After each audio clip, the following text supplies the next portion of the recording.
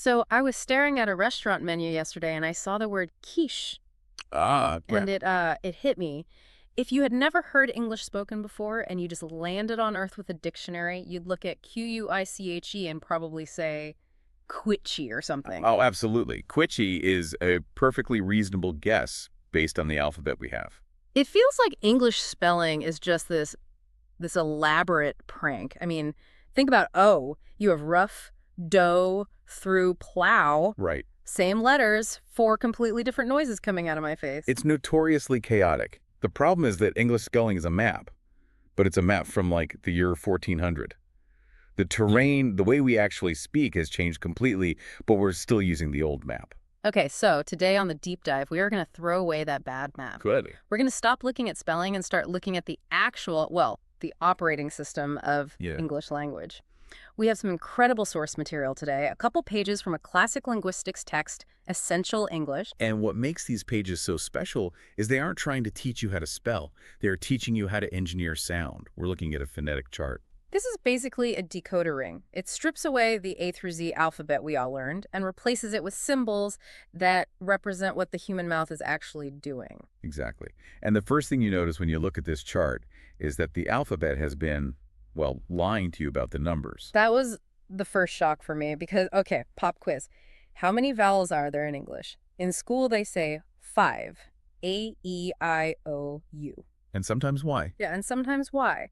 But I'm looking at this source, specifically the section labeled vowels, and there are 12 symbols here, just for the simple single sounds. 12. That is the fundamental disconnect. We have about 20 distinct vowel sounds in spoken English, but we only have 5, maybe 6 Latin letters to write them down with. So the letters have to multitask. They have to double up, combine, or just hope for the best. So let's crack the code on these 12 sounds. Because some of these symbols look familiar, but some, they look like alien hieroglyphics. And I want to start with a symbol that I think is the key to the whole thing. It's the colon, the 2 dots. Yes. If you take one thing away from this deep dive, let it be the power of the colon. In phonetics, those 2 dots indicate length, tension, Okay. and tells you that the sound isn't just a click, it's a sustained note. So let's look at the first pair on the list to see what that actually means. We have an I with the colon I, and right below it, an I without the colon. Okay, so look at the examples for the one with the colon. Me, tree, 3 people, he. Tree, me. I can feel it. My mouth is wide, it's tense, it's almost like a forced smile. Exactly. It's a long, high-tension sound. Now, contrast that with the symbol below it, the short I. Yeah. The examples are ship, it, ticket, king. Ship it. Oh, that's totally different. Right. It's punchy, it's relaxed. My mouth isn't stretching at all. It's a lazy sound compared to the long one. Yeah. And here's why this matters. In English, vowel length changes meaning. The source lists ship for the short sound.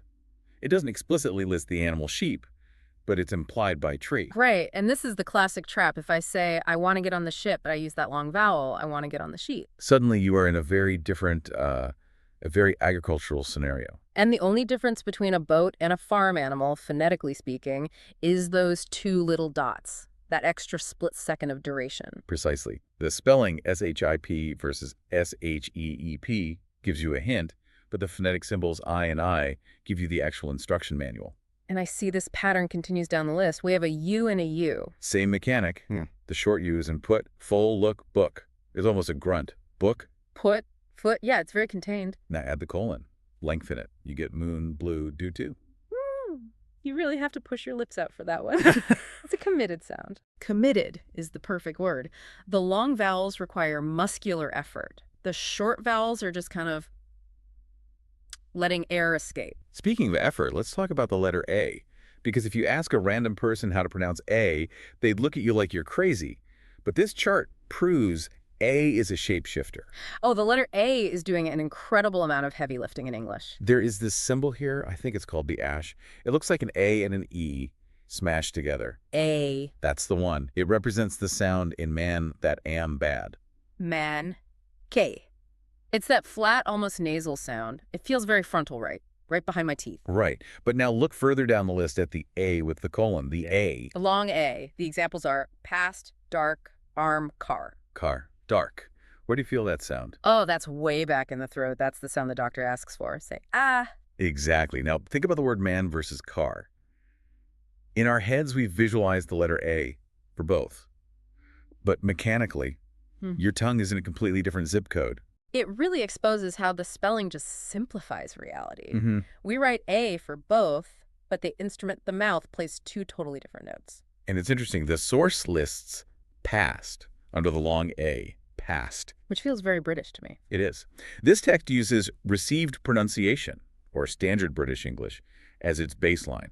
If you're American, you might say past rhyming with man. Right. So for you, that distinction collapses. But for the author of this text, man and past are as different as cat and dog. That's wild. The map literally changes depending on where you grew up. Okay, I want to skip down a bit because we've covered these strong, distinct vowels. But there is a symbol here that looks like it's upside down, an upside down E. The schwa. And the schwa, I feel like this is the unsung hero of the English language. It is the most frequent sound in spoken English, and it doesn't even have a letter in the alphabet. The symbol is sty. And looking at the examples, A, under, father, servant. Look at father. You spell the end of that word ER. But do you say fath ear? No, fat. Ugh. That is the schwa. It is the sound of total relaxation. Your tongue does nothing. Your lips do nothing. You just make a noise. And the reason it's so common is because English is fast, right? We just rush through this. English is a stress-timed language. Right. So we race through the unimportant words to get to the important ones. And when we race, the vowels get crushed. They lose their distinct shape and they turn into schwas. Get this, there is a footnote here that I think explains this perfectly.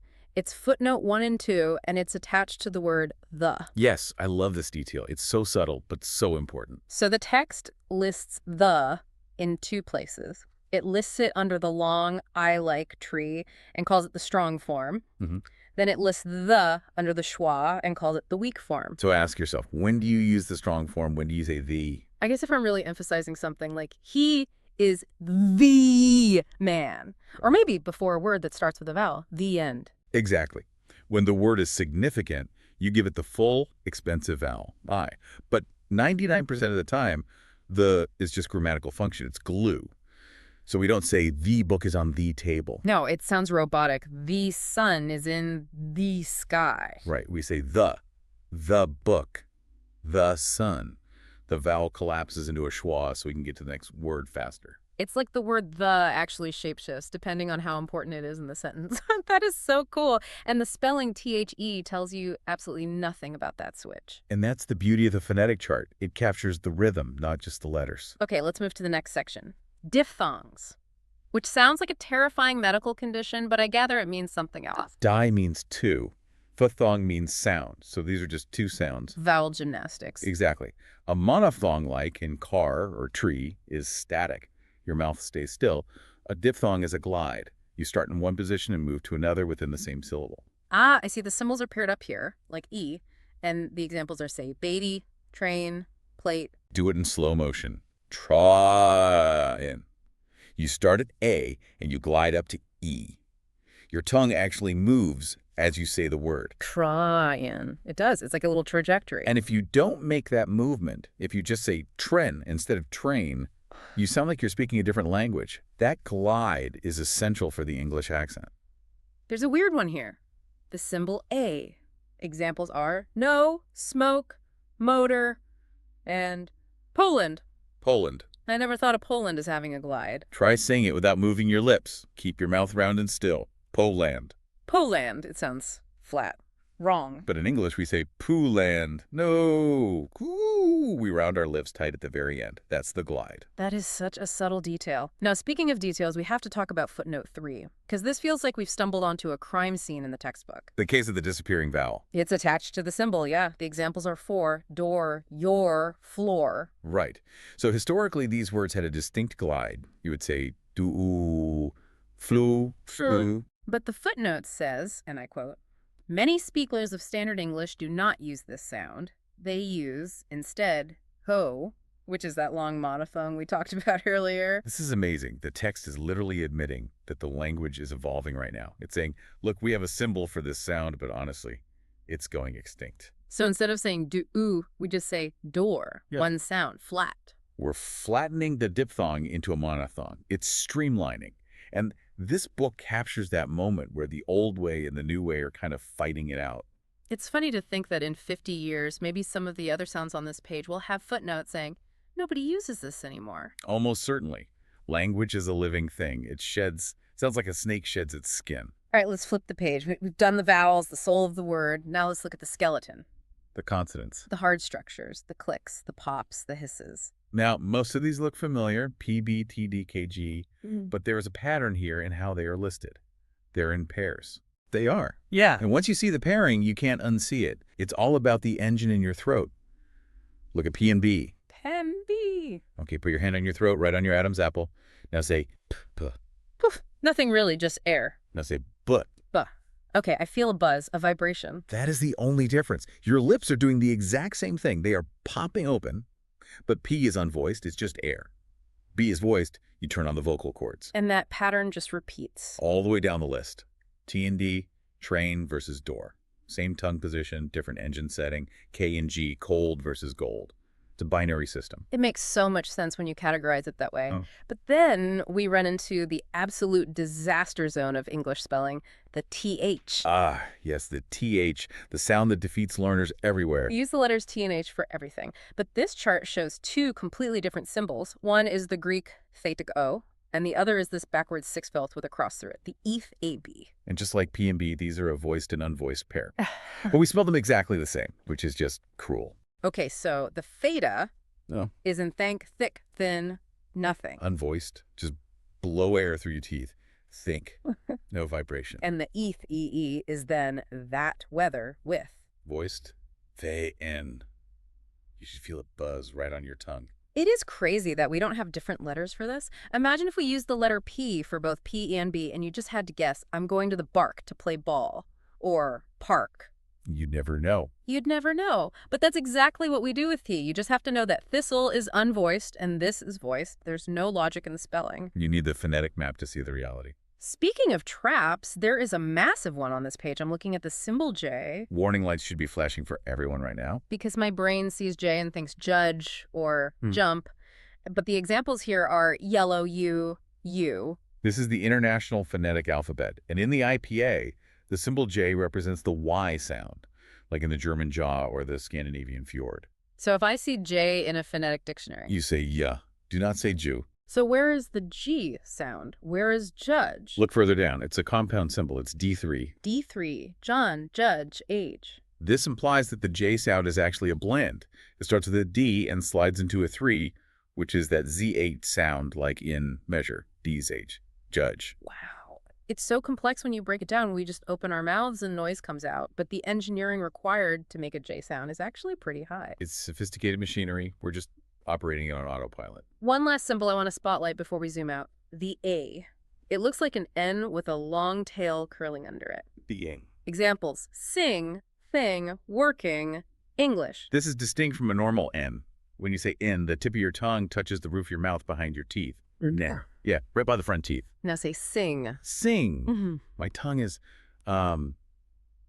it feels stuck to the back of my mouth. Exactly. The tip of your tongue is down. The back of the tongue blocks the throat. It's a completely different mechanism. But we spell it N, so people think it's two sounds. An N plus a G. Right.